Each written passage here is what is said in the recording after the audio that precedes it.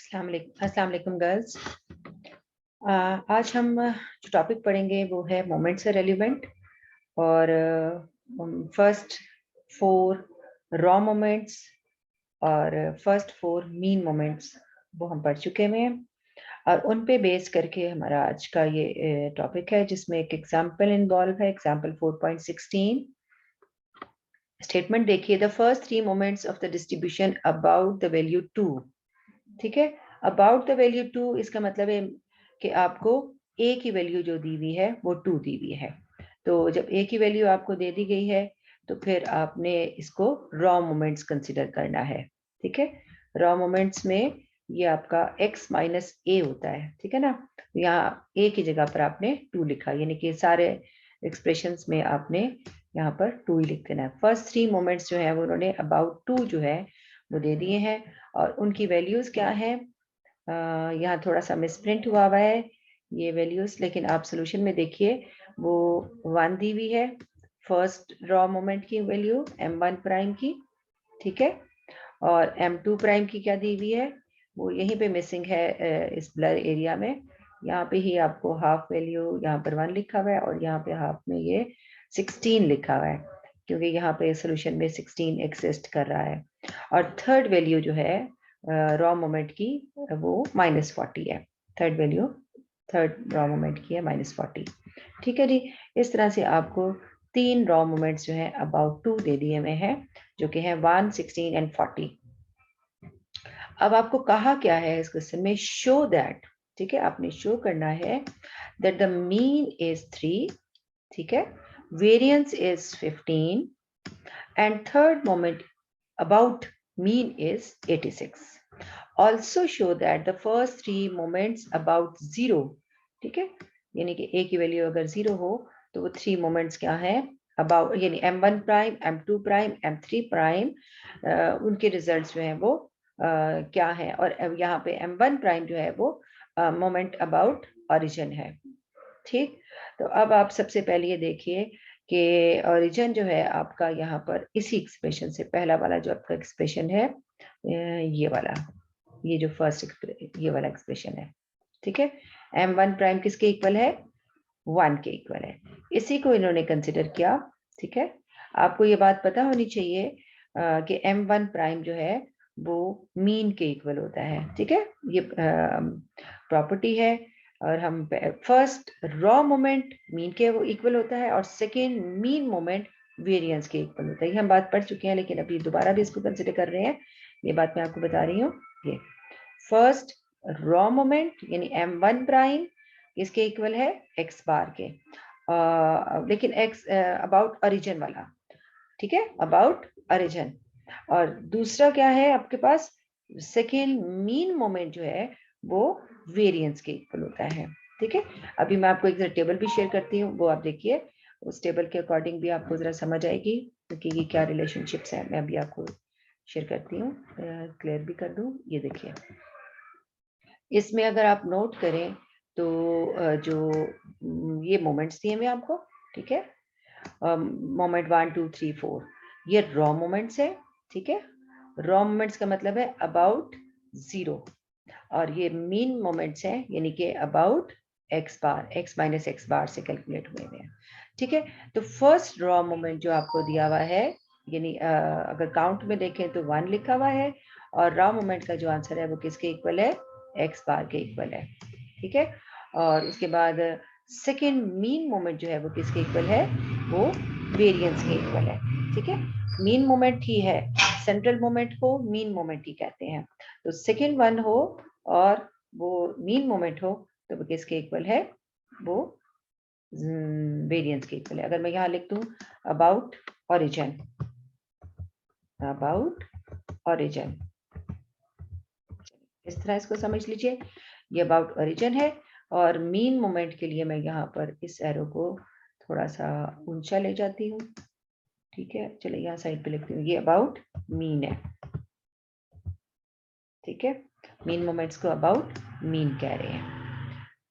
ठीक है, और थर्ड मोमेंट के लिए देखिए, थर्ड मोमेंट का जो रिजल्ट आता है वो किसको डिफाइन करता है, स्क्यूनेस को डिफाइन करता है। ठीक है, यानी स्क्यूनेस की स्टडी करनी हो तो एक्चुअली हम थर्ड मोमेंट की स्टडी करते हैं, और अगर कर्टेसिस की स्टडी करनी हो तो एक्चुअली हम किसकी स्टडी करते हैं, फोर्थ मोमेंट की।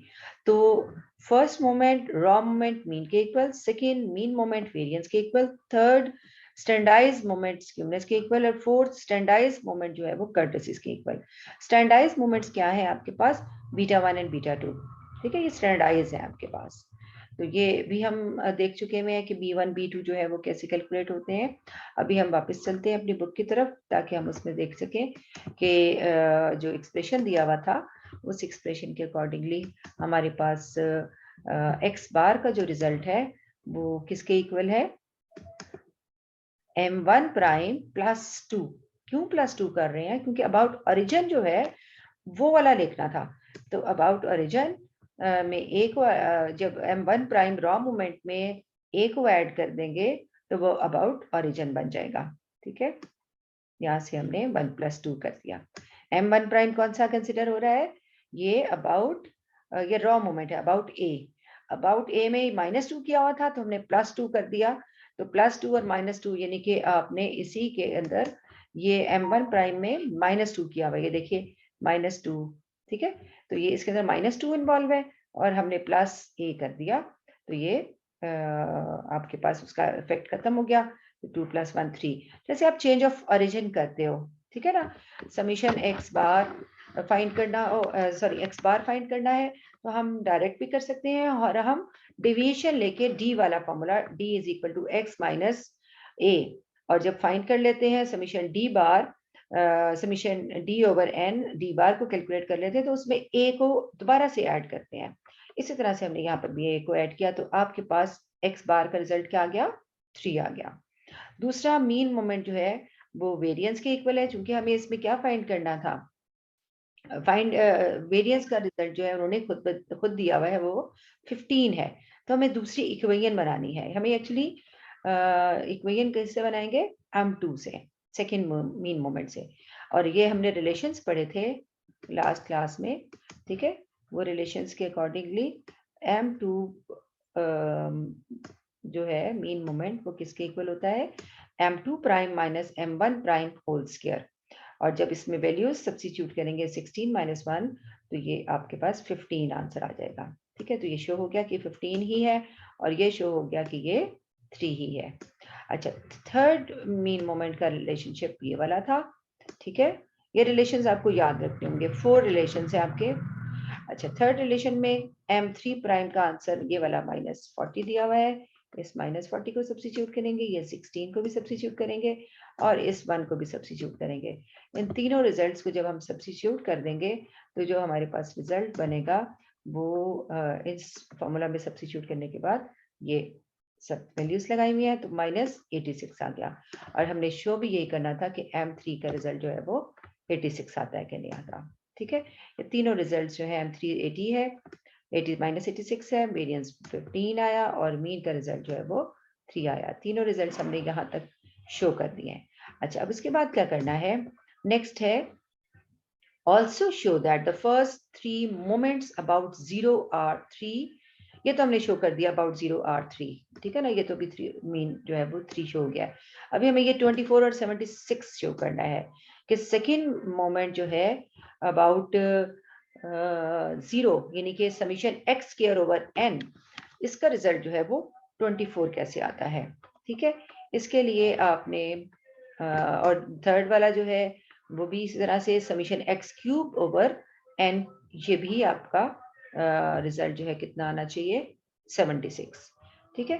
तो अबाउट 0 जो आपके पास फॉर्मूलाज हैं वो क्या है, ये समीशन fx ओवर n, ठीक है, ये वाला आपके पास है। ये 3 आपके मोमेंट्स हैं अबाउट 0, जिसमें से पहला वाला जो है ये वाला 3, ये तो हम शो कर ही चुके हुए हैं, ठीक है। ये वाला जो 3 यहाँ पर शो हुआ था वही यहाँ पर भी लिखा हुआ है दोबारा से, इसके लिए इसको शो करने की जरूरत नहीं है, आई एम सॉरी वे।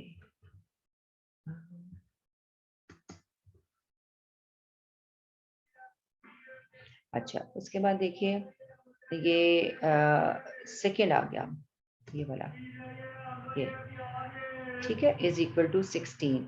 इस एक्सप्रेशन को लेंगे, इसको ओपन करेंगे, x minus x bar whole square खोलेंगे, स्क्वायर का फॉर्मूला ओपन किया, इसमें f को समीशन f को मल्टीप्लाई कर दिया और समीशन f को मल्टीप्लाई करने के बाद जो वैल्यूज हमारे पास एग्जिस्ट कर रही थी वो इसमें सब्स्टिट्यूट कर दी, तो आपके पास जो रिजल्ट आएगा वो इसका आ जाएगा जो हमें फाइंड करना था। Second mean raw moment about origin. इसी तरह से थर्ड जो एक्सप्रेशन है वो इधर से आएगा, थर्ड इक्वेशन से जो गिवन थी उसका एक्सप्रेशन भी जिस तरह से यहाँ पर इसको खोला था हमने, इसका स्क्वायर खोला था ना ये,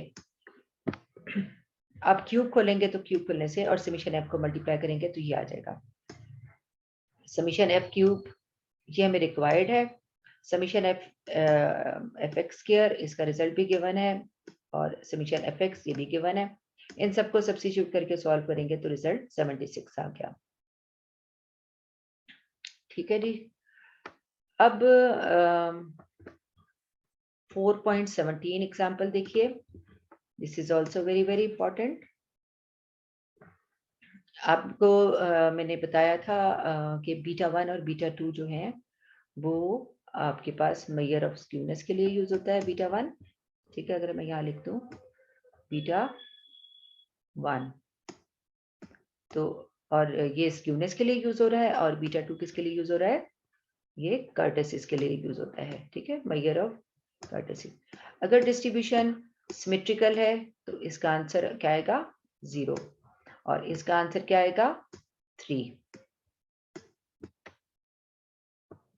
हमने लास्ट क्लास में पढ़ा था इसका आंसर अगर 0 से लेस है, ठीक है, तो फिर यानी नेगेटिव में हो सकता है या फिर इसका आंसर पॉजिटिव में हो सकता है। अगर नेगेटिव में है तो हम नेगेटिवली स्क्यूड कहेंगे, पॉजिटिव है तो फिर पॉजिटिवली स्क्यूड कहेंगे। इसका आंसर लेस देन 3 भी हो सकता है और ग्रेटर देन 3 भी हो सकता है, ये हमने पढ़ा था क्लास में।